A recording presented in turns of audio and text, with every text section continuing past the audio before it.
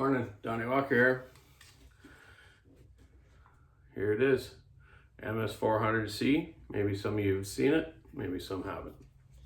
We're gonna do timing numbers on it right now. I already got it set up. Didn't think you needed to see me take stuff off it. Just a bunch of nuts and bolts.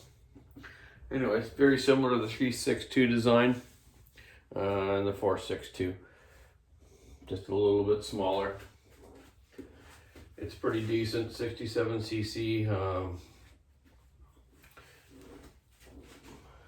Should have good power for 20 to 24 inch type bars, 3/8 drive. So yeah, let's check the intake timing and see where we're at compared to other models of Stills or Husqvarnas. So here's for 461, there's some numbers. I got some numbers for 880 here. I got 462. Yeah, so let's see where it's at. All right, so got my dial indicator on. I got my drill chuck. I showed you guys how I attach it to the crankshaft. I got the clutch removed so I can adapt it to that. I didn't really have to take the clutch off, but I did do anyways. I don't know why. Habit. Okay, so let's get our wheel zeroed in here. We'll get my little flashlight. Okay, let's get it so the intake just starts to crack open, and then we'll set it at 0 to my indicator that I have bolted to the cylinder head. I use like a piece of wire here or a rod. I have different lengths of them for different widths of saws, of course. I make it out of a coat hanger or whatever you got kicking around, really. As long as it's stiff and then you can get it to the 0 mark. Okay, so there's just cracked open. Let's get our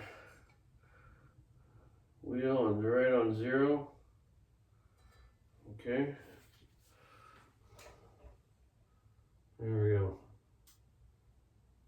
Okay. So we're going to turn the piston upwards until it fully opens. Then watch it as it comes down till it just closes. Just watch it, turn it real slow because the magnets on the flywheel can kind of offset the timing wheel a little bit. But I have it all bolted on pretty decent, so it shouldn't move. We'll measure it, I always measure 2 or 3 times. So there we go, just closed now. And so we went from,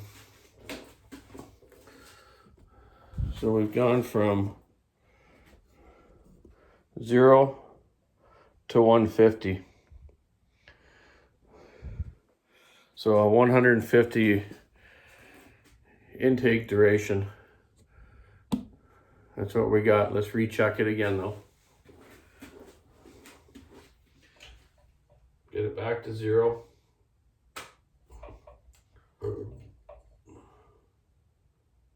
Just talked to my mom this morning. The fire that's out by their way is growing pretty big now. It's around 60 hectares. It's burning away from Ladysmith Town and Cassidy area, so it's not affecting any homes. Some people have moved their livestock just in case it changes direction, but everyone should be safe. Hopefully they get a handle on it today. So again, big thumbs up to all the firefighters. They're helping our community now, not just the communities all over BC right now and all over North America.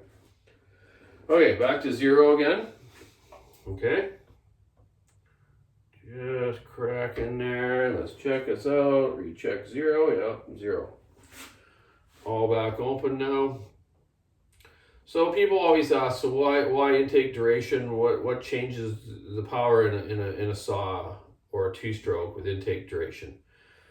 So the longer the intake duration, you get more top end. You will lose torque and mid-range a bit, but I try to set them so they're fairly conservative, so they'll work good all around. If you take too much off the piston or at the bottom of the intake port, you get blowback out of the intake. It's not holding the charge, so that's where you've made a mistake and you've ported it too far. A good example is a few different cylinders I get that people have messed around with. You know, look at this one for example. You know, the if you can see in there, the intake here, someone just ground the heck out of it, way down too low. Yeah, and way too wide. So you're almost, the piston now, the skirt of the piston won't even seal on the side of the intake port. So that the gas would be just blowing right out of this thing. It probably barely ran. It might have went good for a while, but that's probably why it's here, because no, it didn't even touch any other ports. It's all he did was the intake. That was real dumb. There's a standard 372 one that I've done. You see the transfers are done nice on the side. I just clean up the intake some, and then I take a little bit off the skirt of the piston to get my timing numbers in the 372. And then my exhaust as well. So yeah, that's just showing you a poor example. So longer the intake duration, more top end, but then you lose bottom end. So 150 is the intake on this. So 462 inlet opening is, wow, 167. So 572 or 562, let's say, intake is 150, so it's the same as a 562. 880 is 130. What else we got here? 461 is 165. So yeah, you know, I might change this to 160. We'll go in the middle. Okay, what else we got here though? Oh, the MS661C is 160 degrees on intake and exhaust. So yeah, no, I was just telling you that. 372X torque is 145. 500i is 165 on intake and 155 on exhaust. Wow. Okay, let's check our exhaust now. Okay, similar situation. I'm just going to get it so the exhaust just cracks. And I ain't going to be measuring the transfers today, but I will down the road. I am going to pull the cylinder off and have a look at that magnesium piston that I want to show you right now. Okay, exhaust. Let's get on to it. Running out of time. Okay. Just see my light. Okay, let's set it at 0 again. Same as we did on the intake. Once you do this a bunch of times, it's pretty easy, man. Just knowing what changes with the numbers. Same thing with the exhaust, higher on the exhaust, more top end, but you lose bottom end. Okay. 0.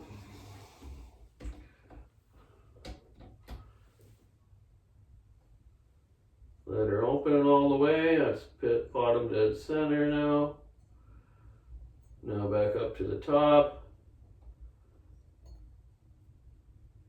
And just closed. 160. 160 on the exhaust. So 150 and 160. Should you measure it one more time? Like I just told you before, you should? Yeah, we better. Okay. Okay, back to 0.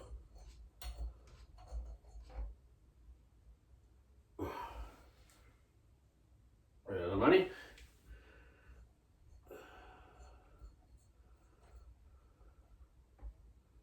And close again. 160. Okay, there we go. So 160 and 150. Okay, let's move some stuff around here. Take this cylinder off and have a look at this magnesium piston they're talking about. It's Friday, TGIF, eh? My gal Shelly's going over to her cousin's place tonight. Play a few games, hang out. I might go camping with my dad. Our little private spot. See how it goes. I gotta call him, ask him. He might want to stay home because those fires are close to their area. Okay, get our old Torx wrench out here. There are 4-cylinder bolts off. And yeah, man, I can't wait to see what this magnesium piston looks like. So looking at this physically, just looking at the design of it, not much difference between the design of the 362, 462, and this saw. But there's only so many ways you can build them, right? They're doing a good job. They're making some nice saws here. Good spring mounts on this one again, like the 462 has and the new 661, which makes them smoother to operate. And let's get this side off there so I don't interrupt that. Let's take the mount right off the handlebar. Cylinder clears better. You can get these drive bits from Still to fit the Torx screws. It's nice. I think they're about $30, but it goes on your impact, so you can use it as an impact driver.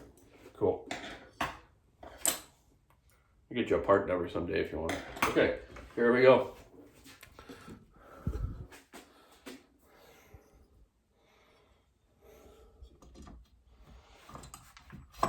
Still got the screw in there a bit.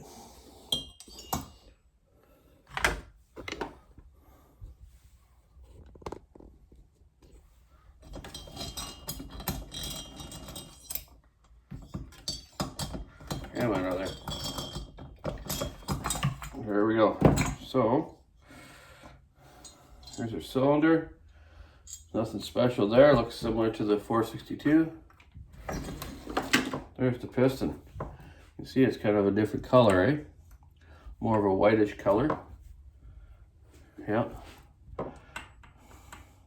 Doesn't look much different than the 462 one. Yeah. You see the colors of it there? Interesting, eh? Feels really light. I'll have to take it off and I'll do a comparison. We'll weigh it against a 362 piston. We'll weigh that one. Hopefully they've obviously they're not stupid. Hopefully they've changed their balance factor of the bob weight of the crankshaft, which is your balance factor for the crankshaft. Okay, so the guy I did sell a couple of these to said it was very smooth, so I don't think we have a problem with vibration. So yeah, pretty cool, man. I like it. Let's put one of those pistons into the campfire when we log campfires again, eh? I told you that before. We go camping. A lot of times we'll take an old crankcase because all the crankcases are made out of magnesium. You throw one in the fire, man. Oh, geez, it glows and it's so bright. Just be careful. Have little kids around looking at it because it can damage their eyes maybe. But it's kind of neat. Just taking a small little starter cover or something and throwing in it. Magnesium was used years ago for the original cameras that went flash. That was magnesium powder. The flash of the magnesium powder. Flashing was your flash for your camera in those days. Didn't think I knew that, did you? My great aunt in Victoria obviously passed away now from generations ago. She was one of the first professional photographers on Vancouver Island. So a lot of the pictures in the BC Museum and in BC, the Victoria History, like the, what do you call that place? Where you go to see all the old stuff, heritage thing. Yeah, Anna Maynard was her name. There's a book called The Magic Box, and she did incredible type multi-imagery type photography, and a lot of people couldn't figure out how she did it. So she called her camera The Magic Box, and it's a very good book. Shows the history of Victoria and pictures of the early days, even of my her husband's boot shop, which made boots before Viberg did. And that's a true fact. It was also an auction house as well, the Maynard building. Anyways, that's enough of that history. So yeah, MS400. So I don't know. I'm gonna think about it. I'm gonna measure the squish later too. I didn't bring the my veneer calipers to measure that today, or a nice chunk of solder to put in there and measure it. So yeah, I'll get back to you on that, but I just wanted to show you that. Now we've gone through the Oiler system of it yesterday, and now I've shown you this magnesium piston. So maybe I'll get an order for one of these, or just do one up anyways and have it ready for sale. But I got others to do right now before this, so I got a 372 X torque I just did, so I'm going to get back to the shop and get that together and get that customer happy. It's Friday, so I better go do a few things and keep up on what's going on up by my folks' place with that fire.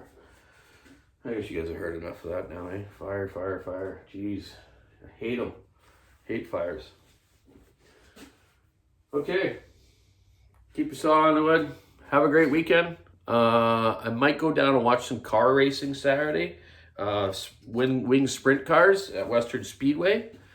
Come and check it out. It'll be a great show. I think it's called it's the Daffodil Cup. It's the biggest race they have down there for the year.